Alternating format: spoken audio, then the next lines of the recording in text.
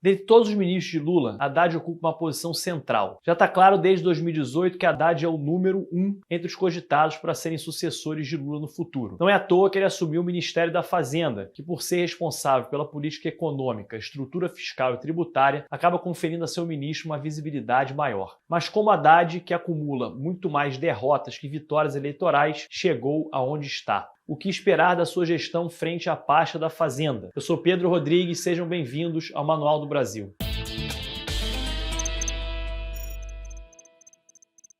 Fernando Haddad nasceu em 25 de janeiro de 63 em São Paulo. Segundo filho de Calil Haddad e Norma Tereza Guzian Haddad, o atual ministro da Fazenda se graduou em Direito, fez mestrado em Economia e doutorado em Filosofia pela USP. E a partir de 1990 começou a lecionar Ciências Políticas na mesma universidade. Sua atuação na política começou cedo, logo em 83, antes mesmo de concluir sua graduação, quando se filiou ao PT. Mas somente veio ocupar um cargo público no ano 2000, quando ocupou o cargo de chefe de gabinete da Secretaria de Finanças e Desenvolvimento Econômico da cidade de São Paulo durante a gestão da então prefeita Marta Suplicy. Em 2003, foi nomeado assessor especial do Ministério do Planejamento, Orçamento e Gestão, comandado por Guido Mantega, durante o primeiro governo de Lula. Nessa época, que Haddad ajudou na elaboração do projeto de parcerias público-privadas, que visava o investimento misto do Estado e da iniciativa privada em projetos de infraestrutura. Também nessa época, após assumir o cargo de secretário executivo no Ministério da Educação, que levou à frente o Programa de Universidade para Todos, famoso ProUni, que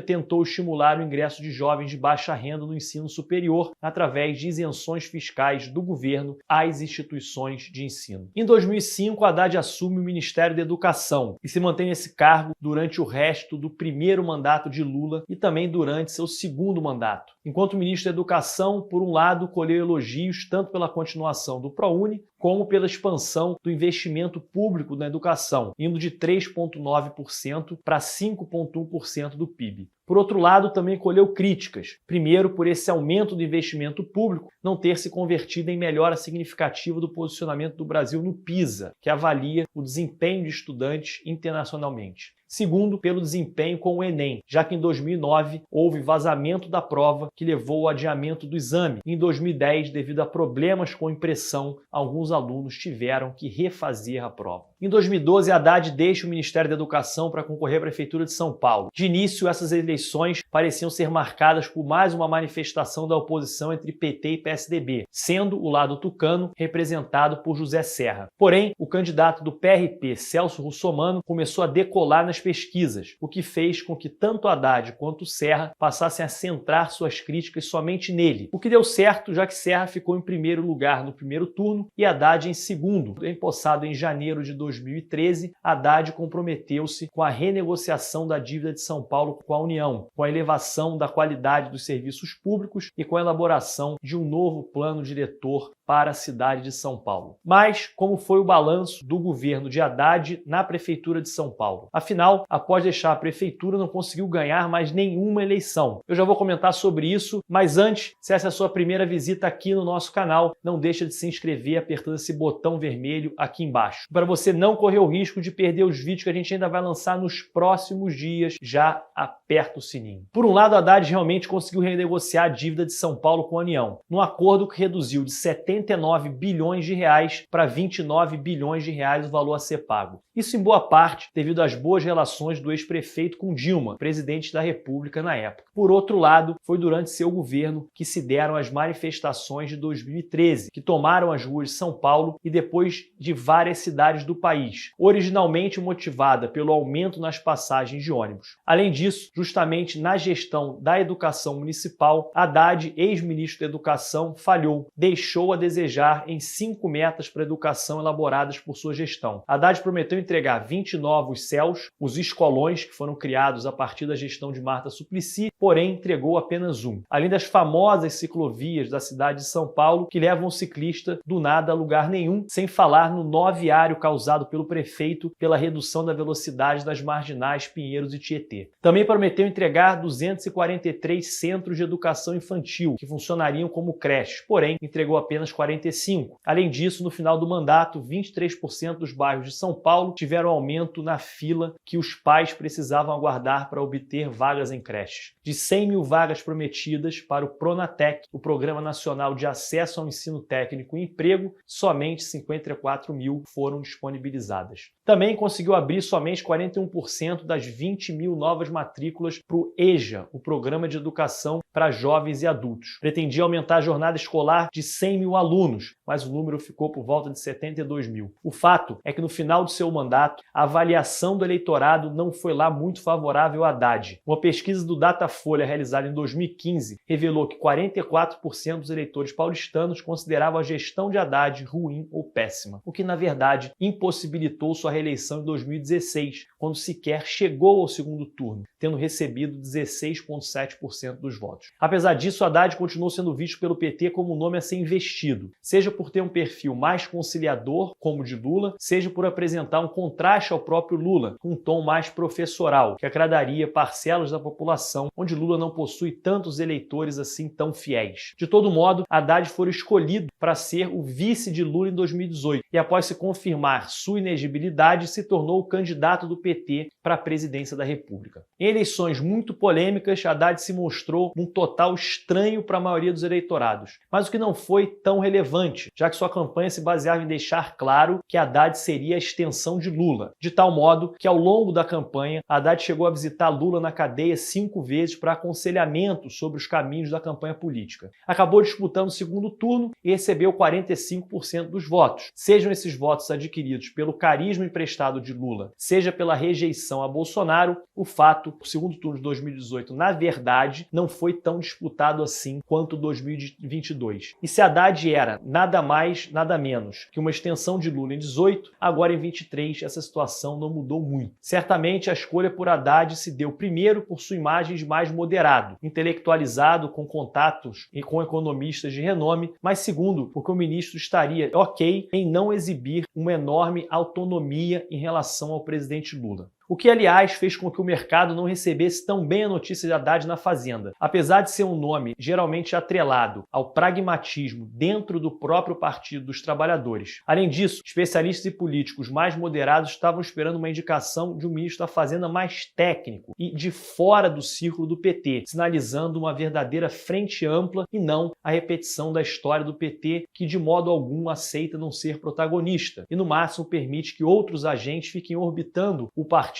e a figura do próprio presidente Lula. Apesar de ter mestrado em economia, Haddad não é conhecido por seu trabalho e publicações como economista. Na realidade, o próprio Haddad já reconheceu isso num vídeo que circulou abertamente na internet em 2017. Brincou que só se tornou mestre em economia porque colava de colegas e chegava a reconhecer que nunca se dedicou muito aos estudos em economia, preferindo as ciências políticas e a filosofia. Apesar disso, as falas de Haddad prometeram responsabilidade e atenção a consensos na ciência econômica.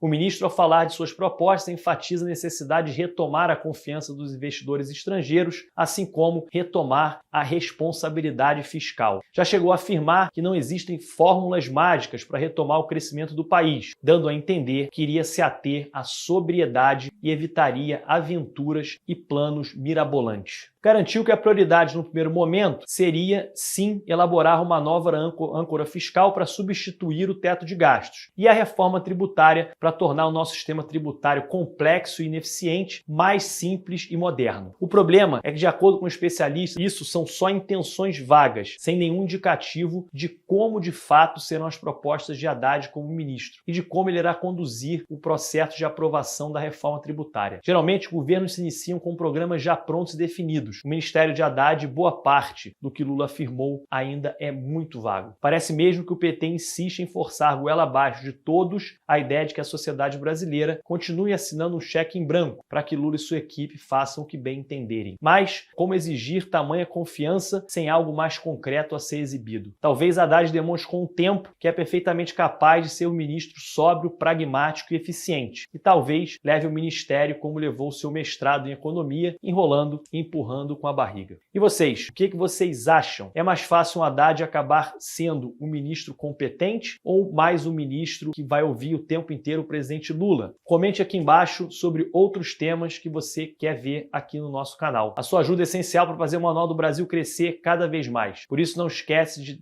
dar o seu like, deixar o seu comentário e compartilhar com todos os seus amigos e familiares. Valeu e até o próximo vídeo.